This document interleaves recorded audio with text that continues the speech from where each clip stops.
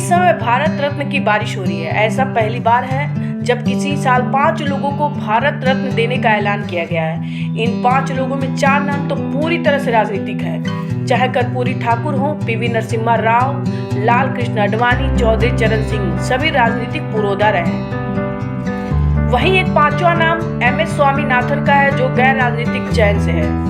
ऐसे में एक सवाल यह भी उठता है कि एक शख्स जिसको भारत रत्न देने की मांग करीब 15 साल से चल रही है और उन्हें 2013 में भारत रत्न देने की फाइल PMO प्रधानमंत्री कार्यालय तक पहुंच गई थी, उन्हें भारत रत्न देने में देरी क्यों हो रही है, जबकि वह शख्स भारत रत्न पाने का उतना ही अधिकारी है जितना कोई और।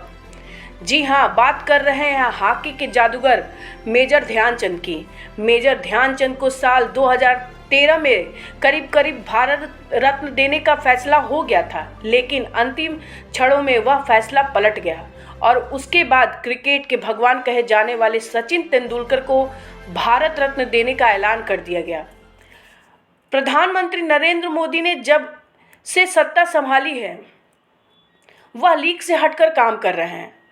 पद्म पुरस्कारों को जिस तरह उन्होंने आम लोगों का पुरस्कार बनाया है, उसकी सराहना सभी कर रहे हैं। इसी तरह भारत रत्न में भी मोदी सरकार दलगत राजनीति से हटकर लोगों के चयन का दावा करती है। इसके पहले वह पूर्व राष्ट्रपति और कांग्रेस के वरिष्ठ नेता रहे प्रणब मुखर्जी को भी भारत रत्न दे चुकी है। इसके अलावा मदन मोहन मालवीय, नानाजी देशमुख, अटल बिहारी वाजपेयी, डॉक्टर भूपेंद्र हजारिका को भी मोदी सरकार ने भारत रत्न दिया है। भारत रत्न देने का प्रावधान संविधान के अनुच्छेद 18(1) में है।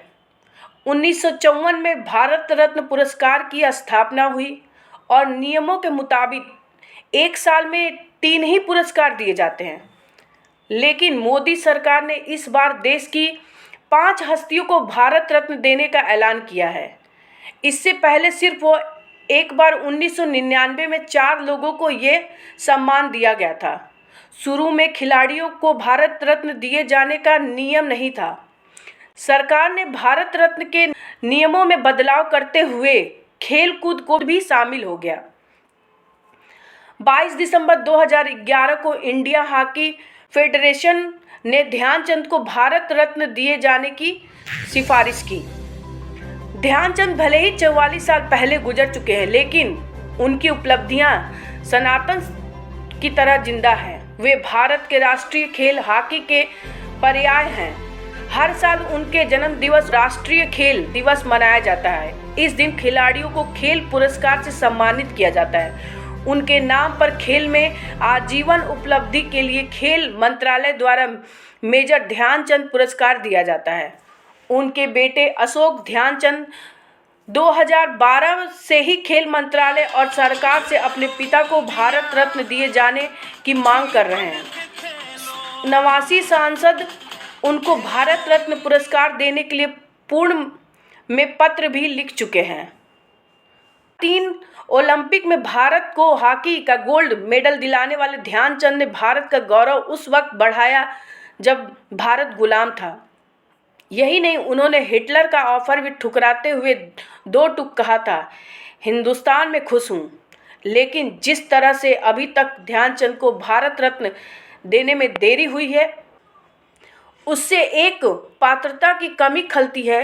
वह यह कि ध्यानचंद को भारत रत्न देने से वोट मिलेगा। देखते रहिए इंडिया अड्डा।